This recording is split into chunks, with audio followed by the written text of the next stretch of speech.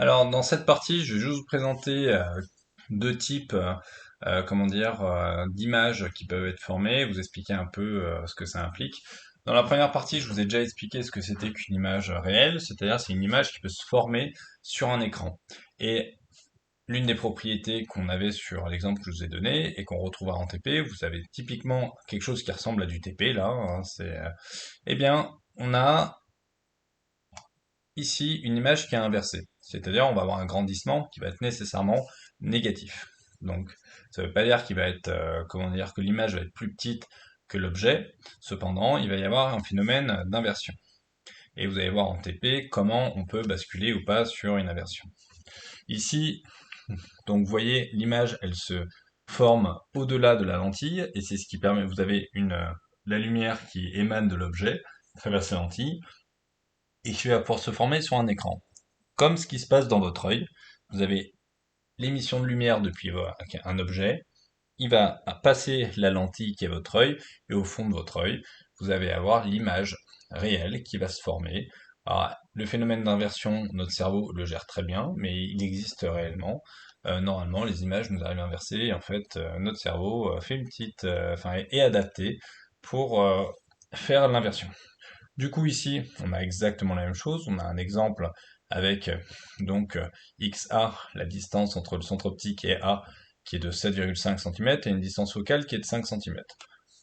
On est capable de retrouver la distance qui sépare le point A de l'image et le centre optique, puisqu'on a 1i sur XA moins 1 sur XA, enfin XA', pardon, moins sur 1i sur XA égale 1 sur F'.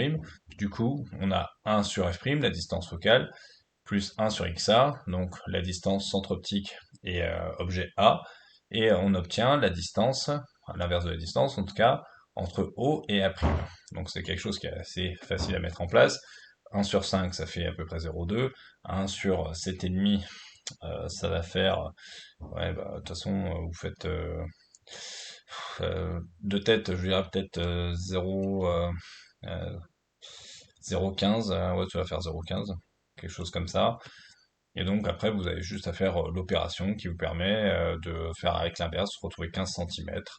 Et là où il faut faire attention sur les signes, c'est comme je vous l'ai dit, vous avez quelque chose qui est dans un repère, et donc le grandissement, là, il va falloir que vous le repériez. XA' n'est pas du même signe que XA, et vous le voyez ici, donc 15 cm qui est là, parce que là, on va dire que c'est OX, OY, et donc là, on va être négatif de ces deux côtés. Donc, on va avoir 1 sur, on va avoir moins 7,5 qui va être ici.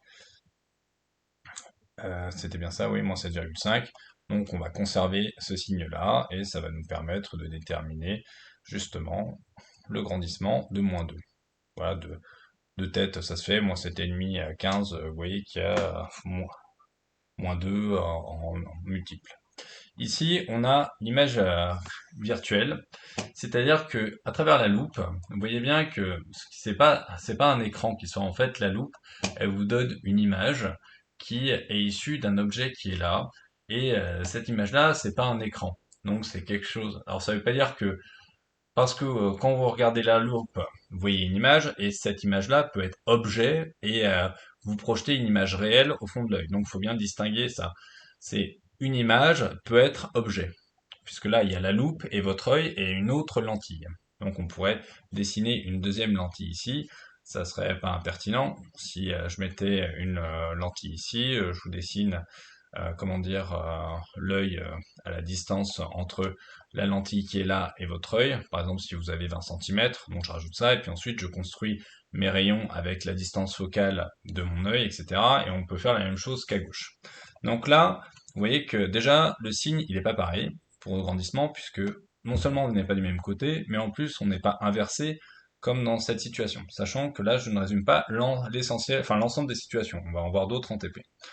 Au niveau des calculs, c'est exactement la même chose, sauf que vous voyez qu'à la fin, le signe n'est pas le même, puisqu'on est à chaque fois du côté négatif. Donc si là on est à 20 cm et que là on est à 4 cm, vous voyez qu'on est entre la distance, enfin entre F et O, donc entre le centre optique et la distance, et comment dire, euh, Le foyer optique, eh bien en fait c'est un phénomène qu'on va observer, enfin ça fait partie des choses qu'on va observer, je vous en dis pas plus, parce que c'est plus intéressant, et puis voilà. Bon, j'espère que ça sera à peu près clair, et je vous souhaite bon